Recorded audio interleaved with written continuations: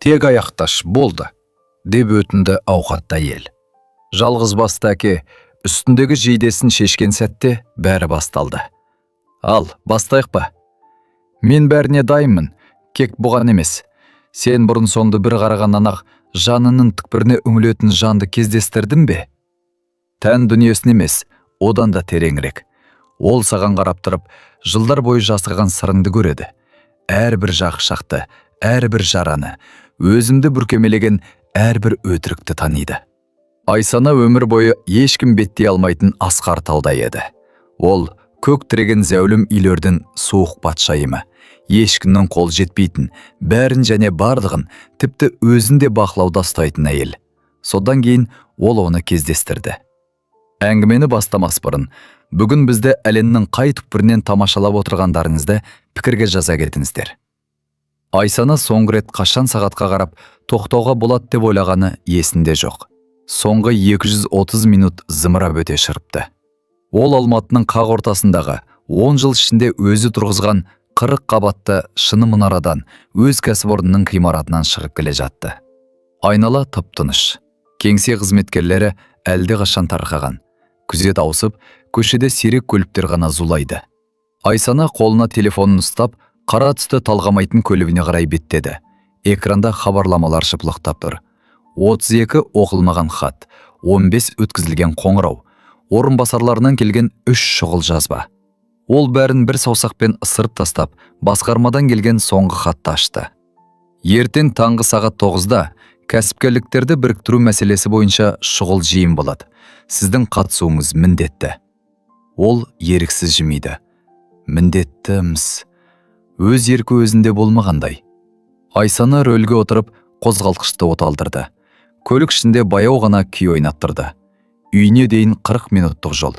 Сағатқа көз тастады. Түн ортасына 20 минут қалыпты. Тағы бір күн өтті-ау, деп ойлады ол да. Орнынан қозғалды.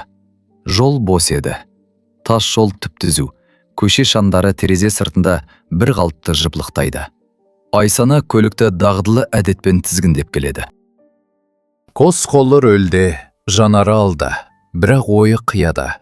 Санасында тек сандар, 90-дық есеп, келер жылға арналған болжамдар, тәуекелдер мен ықтимал шығындар. Қабағы ауырлай бастады. Басын сілкіп тастап терезені ашты. Түнгі суық ауа бетіне соқты. Бұл бірнеше секундқа ғана көмектесті. Содан кейін тағы да зілдей ауырлық. Бастағы тұман. Көзді бір сәтке болсын жұмсам деген құштарлық. Тағы 10 минут, деді ол өзіне. Жетіп алайын, сосын демаламын. Бәрін таңертең шешемін. Бірақ ағзасы басқаша шешті. Көзі 1-2 секундқа өздігінен жұмылып кетті. Көлік оңға қарай қисая бастады. Айсана селгетіп, рөлді түседі. Жүрегі тамағына тығылды. Терезені қайта ашып, музыканы қаттырақ қойды. Білегін шымшып. Ұйықтама, ұйықтама, ұйықтама деп қайталады. Бірақ тәні бағынбады. Шаршағаны сонша, тіпті өзін өзі қорғау түйсігі де сөне бастағандай. Айсана көлікті жол жиегіне тоқтатып, орындыққа шалқайды да көзін жұмды. 5 минут деп ойлады ол. Кек 5 минут тынығып алайын. Ол сол сәтте ақ ұйқыға кетті. 20 минуттан кейін телефонның дыбысынан оянды. Көмекшісінен хабарлама келіпті. Ертең таңертең халық алдында сөйлейтін сөзімізді дайындауды ұмытпаңыз. Айсана ауыр күрсініп, көлікті оталдырып қайтадан жолға шықты. Алдыда 300 метрде жерде бағдаршанның қызыл түсі жанып тұрды. Ол баяулап барып тоқтады. Саусақтарымен рөлді қағып қояды. Жасыл түс жанды. Ол қозғала берген сәтте бәрі өзгерді. Оң жақтағы қиылыстан зор жылдамдықпен жүк көлігі атып шықты. Жүргізуші қызыл түсті байқамады ма, әлде тоқтап үлгермеді ме, белгісіз. Айсана оны тек жанарының қиығымен ғана көріп үлгерді. Үлкен темір тұлпар тура оған қарай атылып келеді. Кепті айғайлауға да шамасы келмеді. Сұмдық соққы. Кемір мен темір соқтығысқанда шыңылдаған дыбыстан дүние жарылып кеткендей болды. Көлік айналып барып, жол жиегіне ұшты. Әйнектер быт-шыт болып шашылды. Қорғаныс жастықтары атылып шықты. Содан кейін тыныштық орнады. Айсана не болғанын түсіне алмады. Көз алдында қара дақтар қалқып, құлағы шынылдап барады. көкірегі қатты қысылып, тыныс алу мұңға айналды. Қозғалғысы келіп еді, болмады. Аяқ қолы жансыздан қалғандай. Жаратқан, өзім жар бола көр деп ойлады. Ол неге екені белгісіз, тым сабырлы күйде. Айналаға адамдар жинала бастады. Біреу айғайлап, біреу телефонмен. Жедел жәрдем, кезірек. Әл-Фараби даңғылында апат болды деп жатыр. Айсана жанарын жұмды. Көзін ашып тұруға дәрмен қалмады. Қараңғылыққа бой алдырмас бұрын естіген соңғы сөзі. Шыда, қазір көмектесем деген дауыс болды. Дауыс жуан, сабырлы, әрі нық шықты. Бұл адам мұндай істі 100 мәрте жасағандай көрінді. Айсана бір сәтке көзін ашып, бір бейнені көрді. 35 жастар шамасындағы, күзетші киіміндегі, шашы қысқалынған, шаршаңқы болса да сабырлы, жанарлы ер адам. Ол бірдеңе деп жатыр, бірақ әйел сөздерді емес, тек оның нық үнін ғана сезді. Сен кімсің деп сұрағысы келді, бірақ еріні қимылдамады. Ер адам оның басын ақырын демеп, тамыр соғысын тексерді, жарақаттарына қарап, біреуге бұрылды. Жедел жәрдем қайда? Тағы 5 минутта келет дей ме? Қымзақ, қазір талып қалады, қанды тоқтату керек. Ол өзінің байсалды қалтын бұзбай, сыртқы күртесін шешіп, әйелдің басына жастады. Қалтасынан бұрауға ұқсас нәрсе шығарып, қолындағы қанды тоқтата бастады. Айсана бұлдыраған жанармен оған қараттырып, бұл қайдан пайда болды? Неге сонша сенімді әрекет етеді? Неге басқалар сияқты үрейге бой алдырмайды деген сұрақтарға жауап іздеді. Таңның атқанын өз көзіңмен көресің деді ол кенеттен. Оның жанарына тік қарап. Уәде берем. Бұл ол оның есінен танып бара жатып естіген соңғы сөздер еді. Айсана емханада есін жіді. Ақ қабырғалар, дәрі тамызғыш, құрылғылардың баяу дыбысы. Басы шынылдап, бүкіл денесі жаншылып қалғандай сырқырап ауырды. Ол қозғалғысы келіп еді, қабырғасы қатты батып, ымырсып жіберді. Сол сәтте қасына мейірбике жетіп келді. Қозғалмай жатыңыз деді ол, биязы үнмен. Сіз ауруханадасыз, жол апатына түстіміз, бірақ бәрі жақсы болады. Не болды? Не болды өзі? Деп сыбырлады Айсана. Жүк көлігі сіздің көлігіңізді жол қиылысында соққан. Сізді шығарып алып осында жеткізді. Қан көп жоғалттыңыз, бірақ дәрігерлер үлгеріп қалды. Қазір жағдайыңыз тұрақты. Айсана көзін жұмды. Естеліктер орала бастады. Қызыл түс, жүк көлігі, соққы, ауырсыну. Және таңның атқанын көресін деген ер адамның бейнесі. Кім? Мені кім құтқарды? Деп сұрады ол. Мейірбике таңдана қарады. Нақты білмеймін. Сол маңнан өтіп бара жатқан бір күзетші дейді. Жедел жәрдем келгенше алғашқы көмек көрсетіпті. Дәрігерлердің айтуынша, егер ол болмағанда ауруханаға жетпес едіңіз. Айсана үнсіз қалды.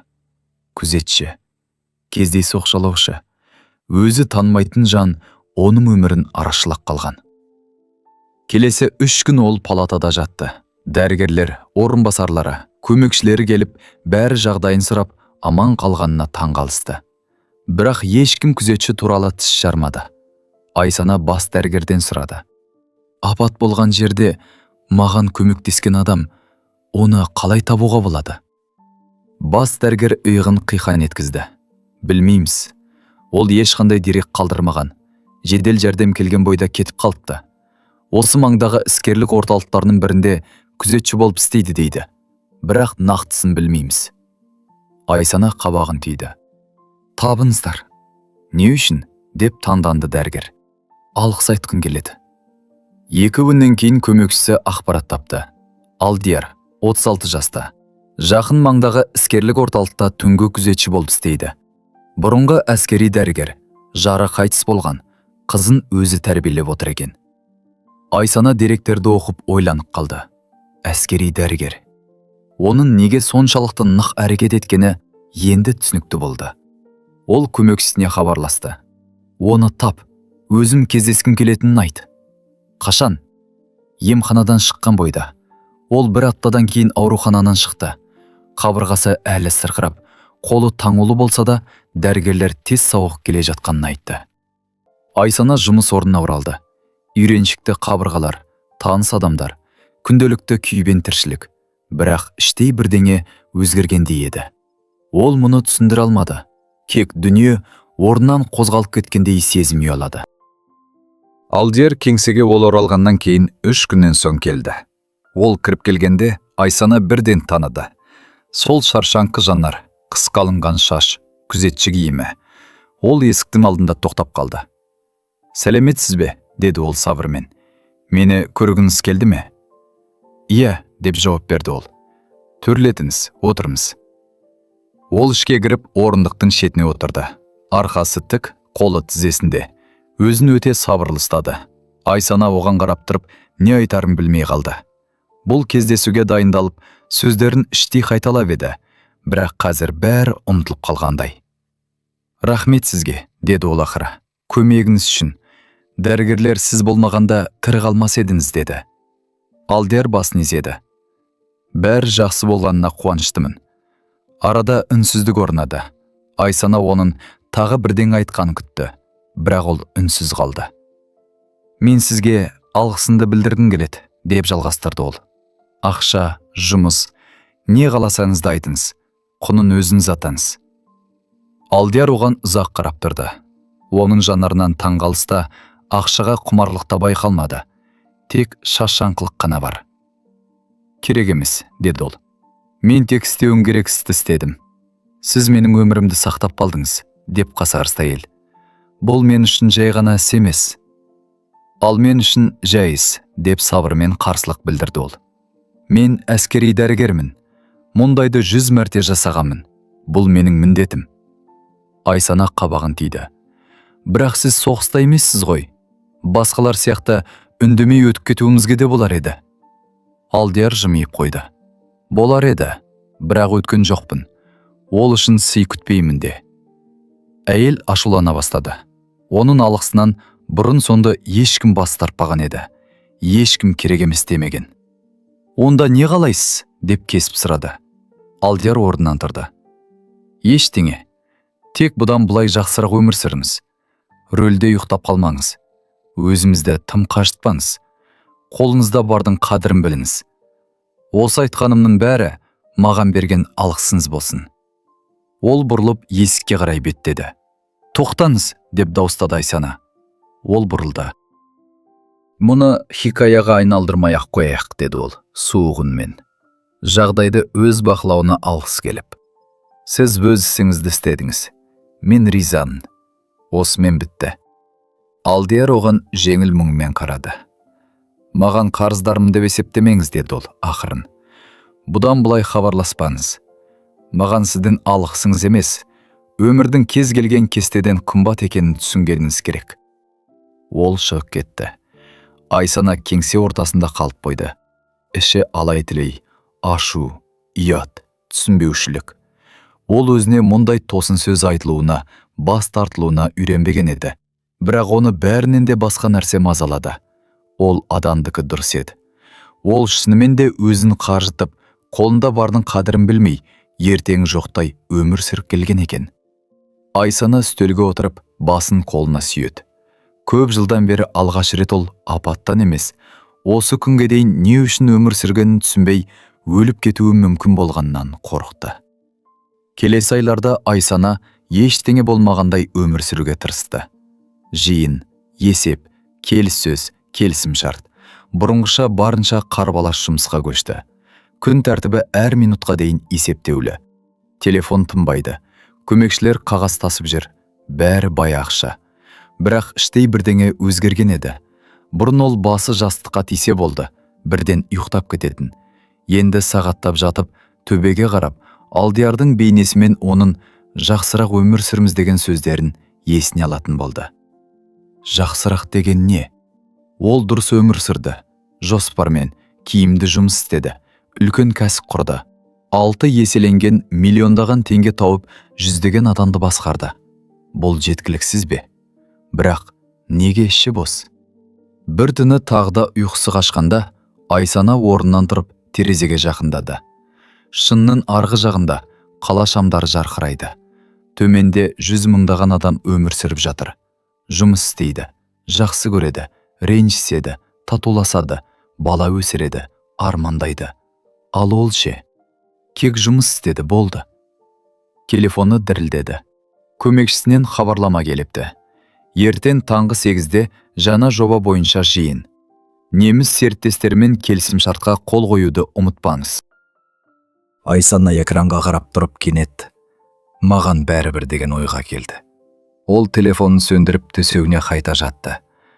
Маған не болып жатыр деп ойлады, мазасыз ұйқыға кетпес бұрын. 1 жыл өтті. Айсана жұмысын жалғастыра берді. Бірақ енді уақытын шектеді. Түн ортасына дейін бөгелмейтін болды. Кейбір кездесулерден бас тартып, міндеттердің көбін орынбасарларына тапсырды. Басқарма мүшелері таңғалса да үндемеді. Нәтиже төмендеген жоқ. Кәсіпорын өсіп жатыр. Демек, бәрі дұрыс. Бірақ Айсананың өзі іштей бірдеңенің бүлінгенін және оны қалай жөндеу керектігін білмеді. Ол ойын басқаға бұруға тырысты. Театрға, көрмелерге барды. Бостармен кездесті. Бірақ қайда барса да бәрі бірдей. Мағынасыз әңгімелер, жасанды күлкілер. Одан адамды емес, тек лауазымды көретін жандар. Алдияр оның ойына жиі оралатын болды. Оның шаршаңқы жанарын, сабырлы үнін, сол кезде көңіліне тиген сөздерін есіне алды. Мұны хикаяға айналдырмаңыз. Ол солай істеді де, ұмытты. Сызық тастады, өмірге оралды. Бірақ неге екені белгісіз, оны санасынан өшіре алмады. Бір күні кешке Айсана кеңсесінде отырғанда көмекшісі шақыру қағазын әкелді. Айсана ханым, сізді ардагерлерді қолдауға арналған қайырымдылық кешіне шақырып жатыр. Ірі инвесторлар, қор өкілдері болады. Барғаным жөн.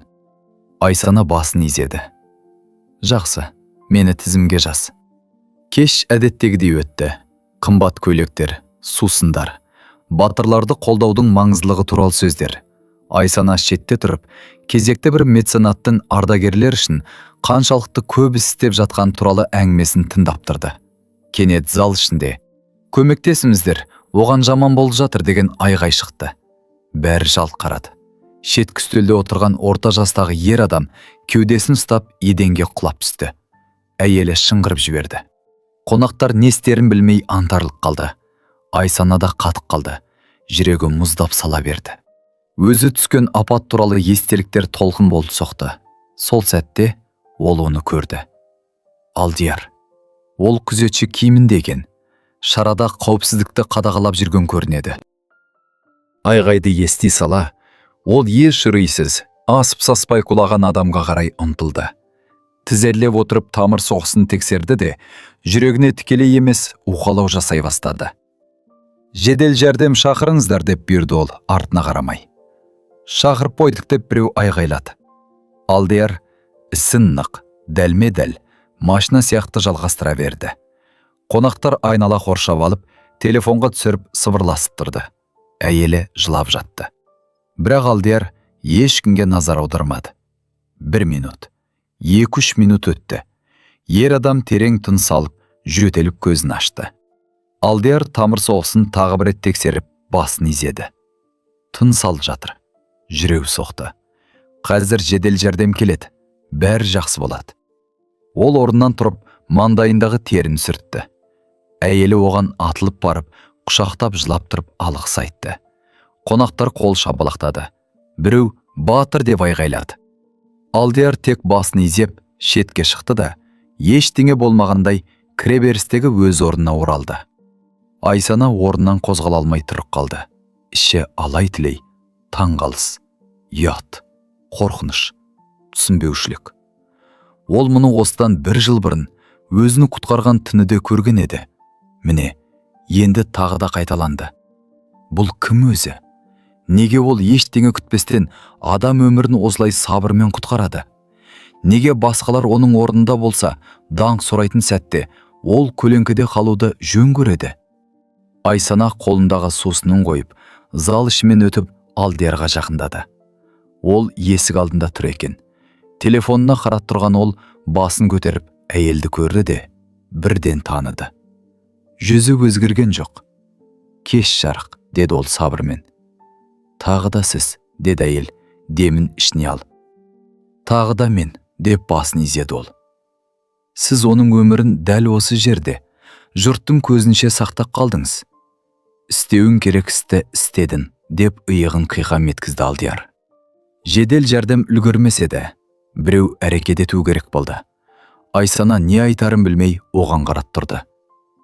Сіз әрдайым осылайсыз ба? Деді ол ақыры. Жай ғана келесіз де адамдарды құтқарасыз ба? Алдияр жымиды. Әрдайым емес. Бірақ көмектесе алатынымды көрсем, көмектесемін. Бұл сіз үшін қалыпты жағдай ма? Қалыпты, деді әйел ақырын үнмен. Көпшілік үшін бұлай емес. Ол әйелге мұқият қарады. Қалайсыз? Деп сұрады ол. Апаттан соң бәрі дұрыс па? Иә, рахмет сізге. Тағы да ештеңе үшін емес, деп жауап берді де, ол қайтадан бұрылып кетті. Айсана кетпеді. Алдияр, деп дауыстады ол. Ер адам бұрылды.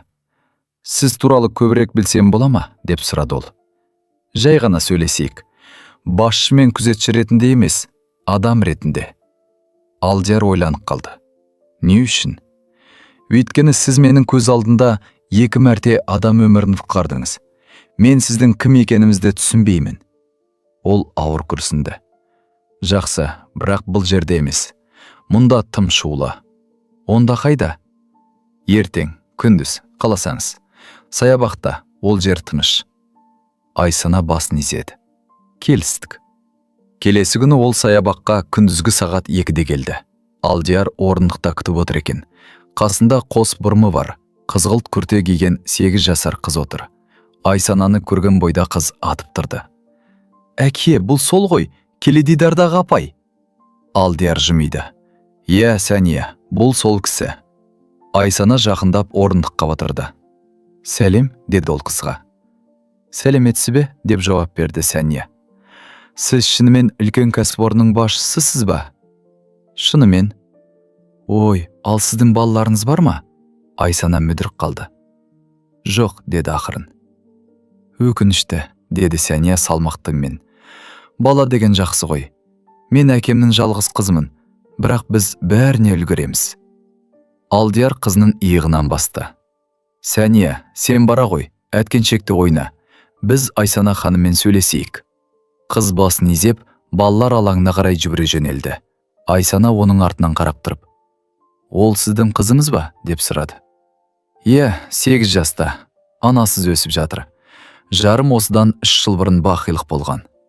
Айсана ішінің мұздап кеткенін сезді. Кешіріңіз, білмеппін. Сіз қайдан білесіз? Деді Алдияр сабырмен. Біз араласпаймыз ғой. Олар бірнеше минут үнсіз отырды. Айсана әткеншекте күліп ойнап жүрген Сәнияға қарап тұрып, ол бақытты екен деп тіл қатты. Тырысып жүрмін деп басын изеді Алдияр. Әрқашан бола бермейді. 2 ауысымда жұмыс істеймін. Қаржы тапшы, уақыт одан да аз. Бірақ ол менің оны жақсы көретінімді біледі. Ең бастысы осы. Ал неге сіз дәрігер болып істемейсіз? Деп сұрады Айсана. Тәжірибеңізбен жақсы жұмыс табар едіңіз ғой. Болар еді, деп оның сөзін бөліп жіберді ол. Бірақ онда күні-түні жұмыста болатын едім. Қызым жалғыз өсер еді. Маған ол дұрыс емес. Күзетші болсам да, оны күнде көргенім артық. Айсана ойланып қалды. Сіз қызымыз үшін мансабыңыздан бас тарттыңыз ба? Бас тартқан жоқпын, деп қарсылық білдірді Алдияр. Жай ғана маңыздысын таңдадым. Мансап күте тұрады, ал балалық шақ қайтып келмейді.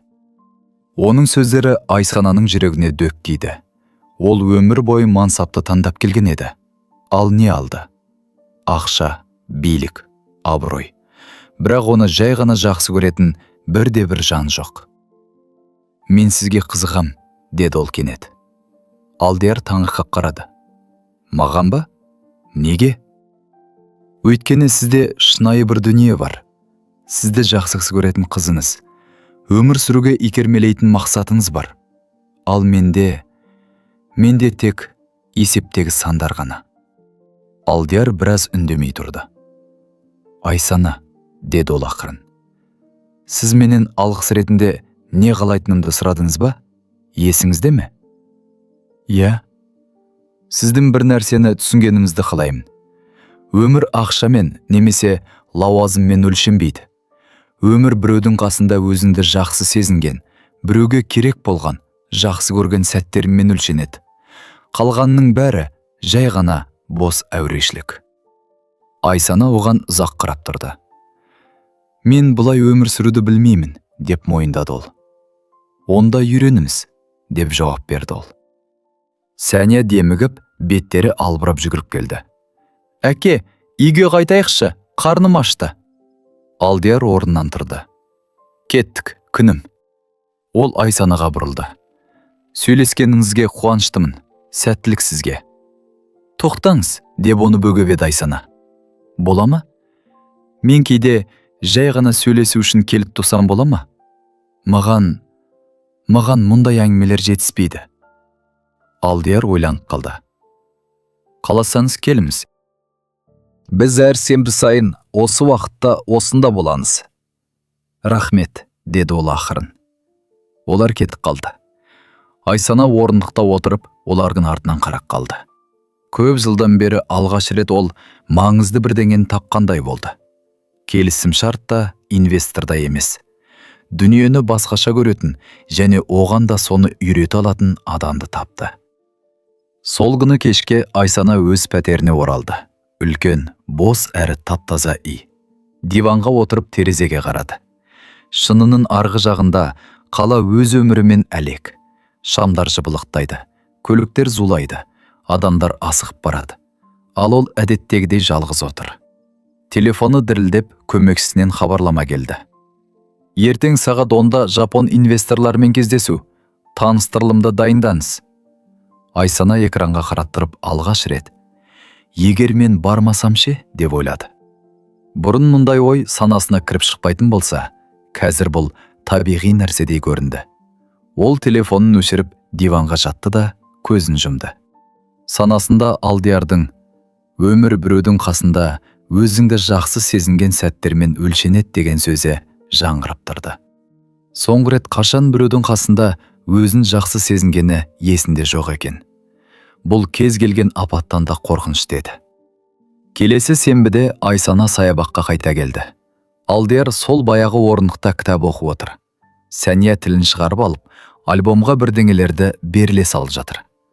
Айсананы көрген бойда қыз қолын бұлғады. Сәлеметсіз бе, келдіңіз бе? Сәлем, Сәния, деп жымиды Айсана. Не салып жатырсың? Ханшайымды көргіңіз келе ме? Айсана жақындап қасына отырды. Қағаз бетінде басында тәжі бар, етек жеңі ұзын көйлек киген, езуі құлағына жеткен бейнеленіпті. Әдемі екен, деді Айсана шын көңілімен. Сен жақсы салады екенсің. Сәнияның жүзі жайнақ кетті. Шынымен де, әкем мені суретші боласың дейді. Бәлкім боларсың, деп келісті Айсана. Алдияр кітабын шетке қойды. Қайта келет деп ойламап едің, деді ол сабырмен. Уәде бердім ғой, деп жауап берді әйел. Мен әрдайым сөзімде тұрамын. Ол басын изеді. Онда отырыңыз. Сәния, Айсана тәтеңе орын бер. Керек емес, деді Айсана тездетіп. Мен шетіне отырам. Олар үшеуі отырды. Сәния сурет салып жатты. Алдияр алдына қарап отыр. Айсана неден бастарының білмей үнсіз қалды. Сөйлескіңіз келіп еді ме, деп сұрады Алдияр. Иә, бірақ не туралы екенін білмеймін. Ол жымиып қойды. Бір түрлі жағдай екен. Әдетте адамдар не үшін келгенін біледі. Әдетте мен де білетімін, деп мойындады Айсана. Бірақ қазір білмеймін. Жай ғана осында, сіздердің қастарыңызда болғым келді. Бұл жер үйге қарағанда тыныштық сыйлайды. Алдияр оған мұқият қарады. Үйіңізде тыныштық жоқ па? Үйімнің іші бос, деп ақырын жауап берді ол. Тып-тыныш, тап-таза, бірақ мұражай сияқты іші қаңырап тұр. Ал сіз оның басқаша болғанын қалайсыз ба? Айсана ойланып қалды. Бұрын жоқ, маған ұнайтын, бәрі бақылауда, тәртіп, ешқандай тосын сый жоқ еді. Ал қазір білмеймін. Апаттан кейін бірдеңе білінгендей. Бәрін бұрынғыша істеп жүрмін, бірақ ол бұрынғыдай қанағат сыйламайды. Алдияр басын изеді. Бұным не білдіретінін білесіз бе? Нені? Сіздің шынайы өмір сүре бастағаныңызды. Бұрын сіз тек кетік сияқты жұмыс істеп келдіңіз. Енді ояндыңыз. Кетікке сезімнің керегі жоқ, ал адамға керек екенін түсіндіңіз.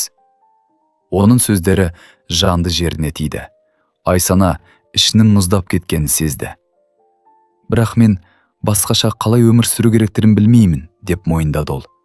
Өмір бойы мансап қудым, мықты, қатал болуды, айналадағының бәрін бақылауда ұстауды үйрендім. Жай ғана адам болуды ұмытып кетіппін. Алдияр оған бұрылды. Онда кішкентай істерден бастаңыз. Өзіңізді қуантатын нәрсені табыңыз. Пайда әкелетін емес, дәрежеңізді өсіретін емес, жай ғана жаныңызға қуаныш сыйлайтын іспен айналысыңыз. Және мұны жиі істеп тұрмыз. Айсана ойға батты. Өзімді не қуантатынын да білмеймін. Мәселе де осында, деді Алдияр сабырмен. Адам өзін не қуантатынын білмесе, ол әлде қашан өмір сүруді тоқтатқан. Сәния суреттен басын көтерді. Әке, мен барып үйректерге жем берсем бола ма? Бара ғой күнім, кек тым ұзап кетпе. Қыз бала атып тұрып, тоғанға қарай жүгірді. Айсана оның артынан қарап тұрды. Ол сізді қатты жақсы көреді екен, деді ол. Мен де оны, деп жай ғана жауап берді Алдияр. Жарым қайтыс болғаннан кейін маған қалған жалғыз жан осы.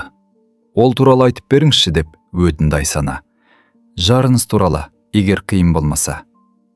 Алдияр біраз үндемей тұрды. Есімі Арай болатын. Университетте таныстық.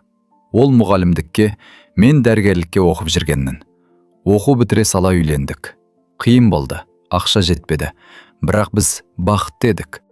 Кейін әскерге медициналық бөлімге кеттім. 3 мәрте сапарда болдым. Көп қан, көп ауырсынуды көрдім. Оралдым. Ол Сәнияны дүниеге әкелді. Өмірімдегі ең бақытты күн еді. Ол үнсіз қалды. Айсана күтіп тұр.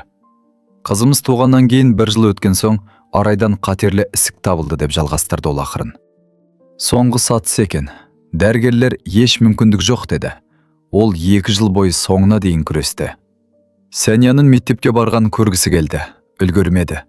Айсананың тамағына өксік тығылды. Маған өте ауыр тиді. Маған да, деп басын изеді Алдияр. Бірақ өмір тоқтап қалған жоқ. Сәния өсті. Маған жұмыс істеу керек болды. Оны өсіру керек еді. Дүние асты үстіне түскенін оған сездірмеуім керек болды. Мен медицинадан кетіп күзетші болдым. Жұмыс уақыты ыңғайлы. Қызымның қасында көбірек боламын. Иә, жалақы аз. Иә, дәрежем төмен. Бірақ Сәния бақытты. Ал бұл бәрінен маңызды. Айсана оған қарап тұрып, мұнаны түсінді. Бұл адам өзі еш қашан батылы бармайтын істі жасаған. Жақын адам үшін мансабын құрбан етті. Өкінген жоқ, тағдырды кінәламады. Жай ғана қабылдап, алға жылжыды. Сіз менен мықтысыз, деді ол ақырын. Алдияр жымиып қойды. Жоқ, жай ғана менде таңдау болған жоқ, ал сізде болды. Бар айырмашылық осы. Бірақ мен дұрыс таңдау жасамаппын, деп мойындады Айсана. Өмірдің орнына жұмысты таңдадым. Миллиондаған теңге тапсам да, енді соған өкінемін. Әлі де өзгертуге кеш емес, деп қарсылық білдірді Алдияр. Сіз 42 жастасыз. Бұл соңы емес, бұл ортасы ғана. Бәрін басынан бастауға болады. Айсана оған ұзақ қарап тұрды. Ал сіз басынан бастар ма едіңіз, деп сұрады. Егер жарыңызды қайтар алсаңыз, өткенді өзгертсеңіз. Алдияр ойланып қалды. Жоқ, деп жауап берді. Мен ештеңені өзгертпес едім. Өйткені болған жайттың бәрі мені осында, Сәнияға, қазіргі болмысыма алып келді. Егер бір күнімді өзгертсем, қалғаның бәрінен айырылар едім. Оның сөздері ақиқатта естілді. Айсана алғаш рет өз өмірінің қателік емес екенін түсінді. Бұл жай ғана жол. Оны осы орындыққа, осы адамға алып келген жол. Сәния қолына су болған тасты ұстап оралды. Қараңыздаршы, мен әдемі тас таттым. Оны үйге алып кетсем бола ма? Әрине, күнім, деп жымиды Алдияр. Қыз бала Айсанаға жақындап тасты созды. Мәңіз, бұл сізге бақыт әкелсін. Айсана жай ғана сұр су болған тасты алды. Бірақ одан баланың жылуы сезіліп тұрды. «Рахмет, Сәния», деп сыбырлады ол. «Мен мұны сақтап қоямын». Қыздың жүзі жайнап кетті. Сол күні кешке Айсаны үйіне оралып, тасты үстелдің үстіне қойды. Оған ұзақ қарап тұрды. Жай ғана тас болса да, бұл оның барлық марапаттарынан, куәліктері мен сыйлықтарынан қымбат еді. Өйткені ол таза жүректен сыйланған еді. Телефон дірілдеді. Көмекшісінен хабарлама келді. «Айсана, сізге орынбасарлыққа жаңа үміткердің құжаттарын жібердім. Қарап шығыңызшы». Айсана файлды ашып оқи бастады да, кілт тоқтады.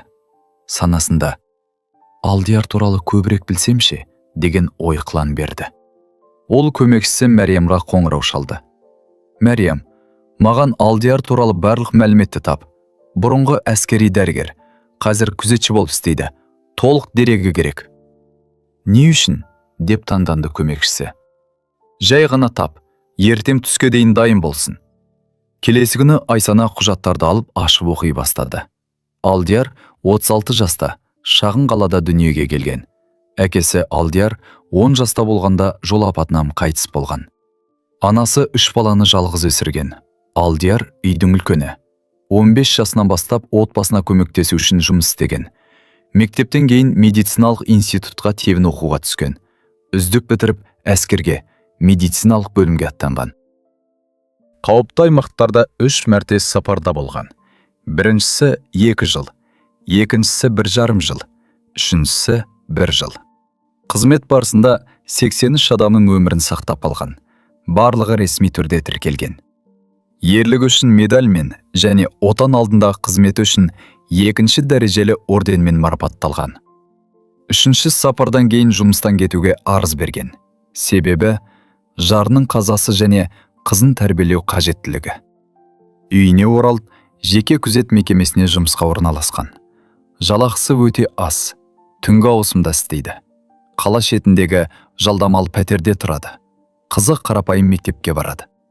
Қарызы жоқ, месиесі жоқ, заң бұзбаған. Көршілерінің мінездемесі сабырлы, әдепті, көмек сұраса әрдайым қол ұшын созады. Қызын жақсы тәрбиелеп отыр. Айсана деректерді оқып бітіріп, құжатты жапты. Бірнеше минут үнсіз отырды. Содан кейін кенет көз жасы бетімен домалап кетті. Көп жылдан бері алғаш рет жылады. Аяушылықтан емес, ұяттан. Бұл адам 83 адамның өмірін сақтап, ең жоғары марапаттарды иеленген. Қызы үшін мансабын құрбан етіп, ең төменгі жалақыға күн көріп отыр. Солай болса да шағымданбайды, көмек сұрамайды, құрмет талап етпейді. Ал өзіше кәсіп құрды, миллиардтаған теңге тапты, ондаған сыйлық алды. Бірақ кімге көмектесті, кімді құтқарды, кімді бақытты етті? Ешкімді. Айсана көз жасын сүртіп, орнынан тұрды да терезеге жақындады. Шынының арғы жағында қала өз өмірімен әлек. Миллиондаған адам. Әр қайсысының өз тарихы, өз мұңы мен қуанышы бар. Ал ол осы уақытқа дейін шынымен темірден соғылған мұнарасында тұрып, өмір осы екен деп ойлады. Бірақ бұл өмір емес, бұл тор еді. Телефон дірілдеді. Мәриямнан хабарлама келді. Айсана, бізде мәселе туындады. Тіншілер сіздің саябақта күзетшімен кездескеніңізді біліп қойыпты. Мақала жазбақшы. Не істейміз? Айсана экранға қарап ойланып қалды. Бұрын болса қорқып, жауып тастауға, жасыруға бұйрық берер еді. Енді басқаша шешті. Мәриямға қоңырау шалды. Оларға кедергі жасама, деді ол сабырмен. Жаза берсін, бірақ олар неше түрліні жазуы мүмкін. Сіздің қарапайым күзетшімен кездесіп жүргеніміз туралы, бұл ерсі екенін айтуы мүмкін. Жаза берсін деп қайталады Айсана. Олардың не ойлайтыны маған бәрібір. Алдияр нағыз батыр. Егер біреу мұны түсінбесе, бұл менің емес, солардың мәселесі. Ол тұтқаны қойды. Көп жылдан бері алғаш рет Айсана өзгенің пікірінен қорықпайтын болды. Өйткені ол маңыздысы, басқаның не ойлайтын емес, өзімнің кім екеніңді білу екенін түсінді.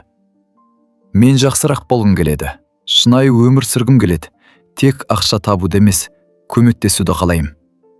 Бұл жаңа Айсана еді. Жүк көлігі оның көлігіне соғылған түні, Оны көлеңкеде жүрген адам құтқарған сәтте туған жаңа бейне. Енді ол көлеңкеден өзі шықты және жарықтан қорықпайтын болды. Бір аптадан кейін Айсана баспасөз мәслихатын өткізді. Тілшілер залды толтырды. Камералар орнатылды. Дыбыс сорайтқыштар алдыға қойылды. Бәрі кәсіпкерліктердің бірігуі, жаңа жоба немесе ірі келісімшарт туралы кезекті мәлімдемені күтті. Айсана әрдайым тек іс туралы сөйлейтін. Бірақ бүгін бәрі басқаша болды. Ол мінбеге қарапайым сүр костюм киіп шықты.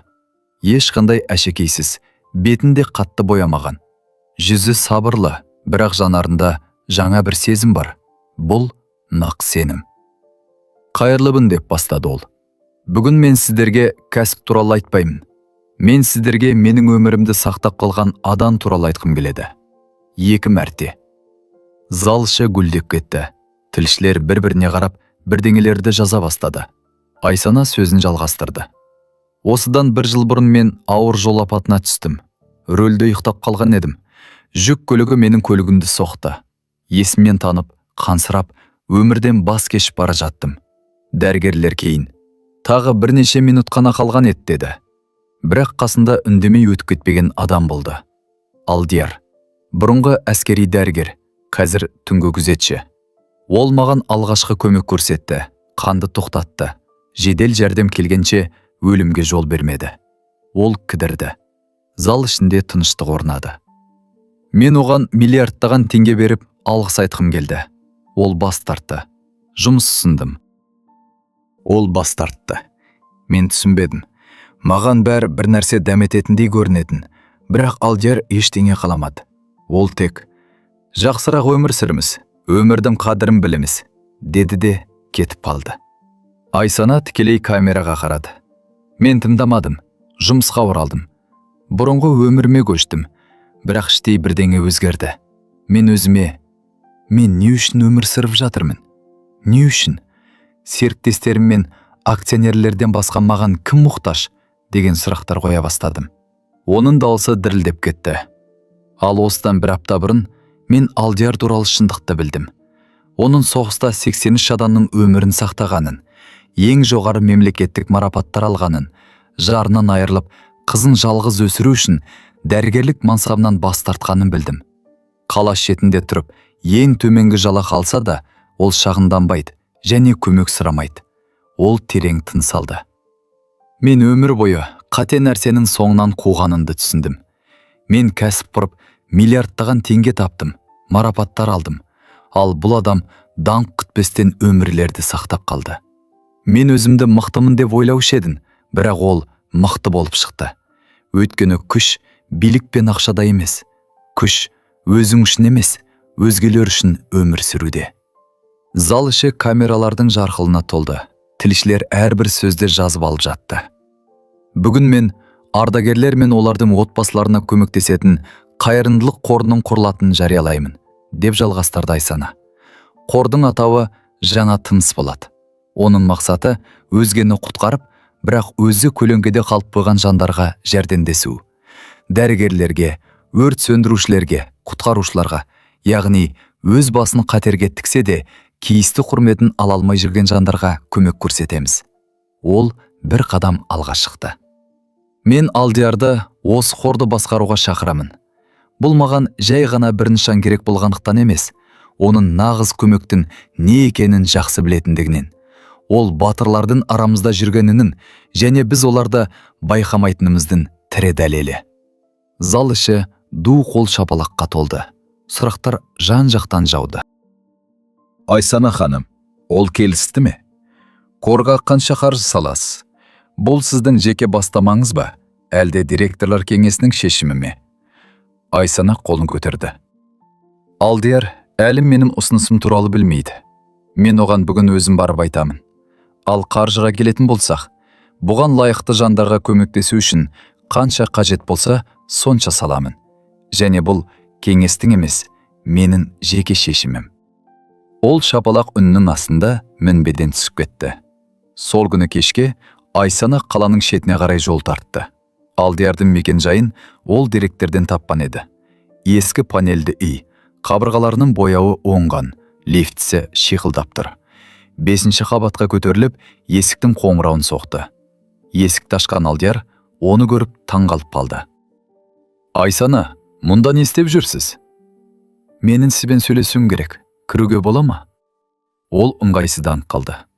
Пәтер өте кішкентай, сіз үйренген деңгей емес. Маған бәрібір, деді ол сабырмен. Өтінемін, кіргізіңізші. Алдияр жол берді. Айсана ішке кірді. Пәтер шынымен де кішкентай екен.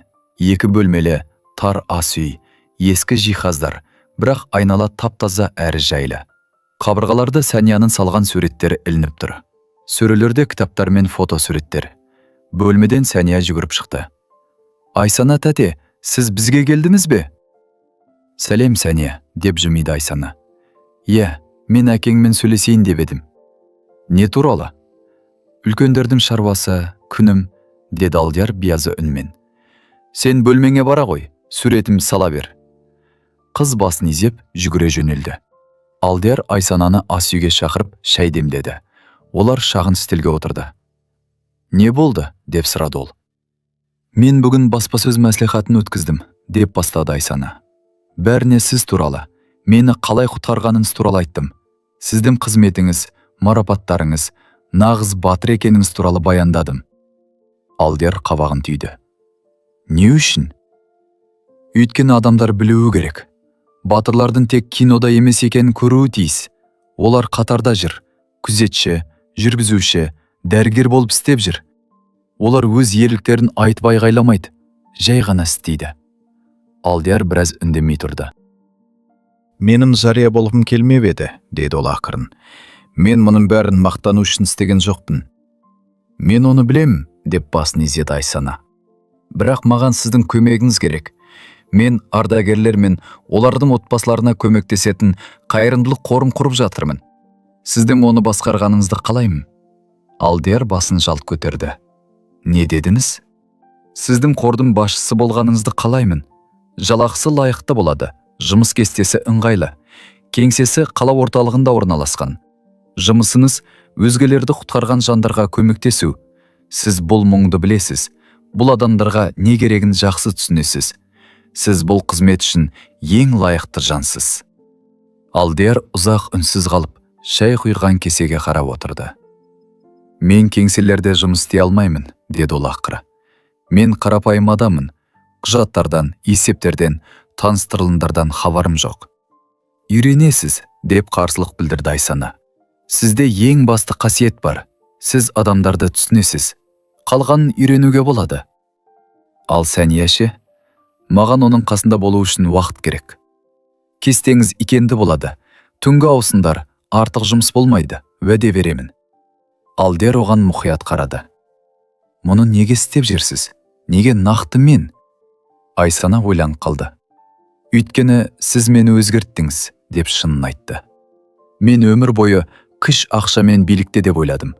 Ал сіз күштің адамгершілікте, ешқандай алғыс күтпестен көмектесу қабілетінде екенін көрсеттіңіз.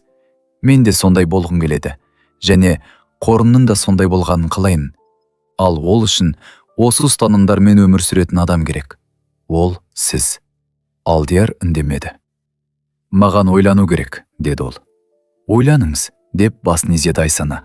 Бірақ біліп қойыңыз, мен алған бетінен қайтпаймын. Сіз бұл қорға керексіз, маған керексіз. Ол орнынан тұрып кетуге ыңғайланды. Айсана, деп дауыстады Алдияр. Әйел бұрылды. Рахмет, деді ол ақырын. Менің бойымнан өзімде байқамаған жақсылықты көргеніңіз үшін. Мен бар нәрсені көріп тұрмын, деді әйел. Жай ғана сіз өзіңізді төмен бағалауға үйреніп қалғансыз. Ол дәлізге шықты. Сәния бөлмесінен атып шығып, оны құшақтай алды. Айсана тәте, тағы келесіз бе? Міндетті түрде келемін. Күнім, деп жымиды Айсана. Уәде беремін. Келесі күні Алдияр қоңырау шалды. Мен келсем, деді ол, қысқа ғана. Шынымен бе? Айсана іштей қуаныштан жарыла жаздады. Иә, бірақ бір шартым бар. Қандай? Сәния маған адамдарға көмектесуім керек екенін, көлеңкеде тығылып отырғаннан гөрі сол маңызды екенін айтты. Оның айтқаны дұрыс. Егер мен көбірек істей алсам, Көрің керек. Айсана күлімсіреді. Сіздің қызымыз көптеген ересектерден дана екен. Келісем деп жымиды Алдияр. Қашан бастаймыз? Ертең. Кеңсеге таңғы сағат 10-да келеміз. Сіздер жұмыс тобымен таныстырамын. Барам. Тұтқаны қойған соң Айсана креслосына шалқайды. Жүрегі жылып сала берді. Көп жылдан бері алғаш рет ол маңызды бір іс істеп жатқанын сезді. Ақша үшін емес, дәреже үшін емес, адамдар үшін. Өзгені құтқарып, бірақ өзі көмексіз қалған жандар үшін. Оған нағыз күштің не екенін көрсеткен Алдияр үшін. Және өмір табысқа жеткенде емес, өзгеге көмектесе бастағанда басталады дегенді ақыры түсінген өзі үшін. Келесі айларда Айсана мен Алдияр бірге жұмыс істеді. Ол оны құжатнама жүргізуге, серіктестермен тіл табысуға, кездесулер өткізуге баулды. Ал ол оны сандарды ғана емес, адамдарды көруге, есептерді ғана емес, тағдырларды тыңдауға үйретті. Олар ауруханаларды аралап, ардагерлермен жүздесті. Мұқтаждықтарын жазып алып, көмек бағдарламаларын жасады. Медициналық қолдау, психологиялық оңалту, жұмысқа орналастыру, отбасыларға жәрдем.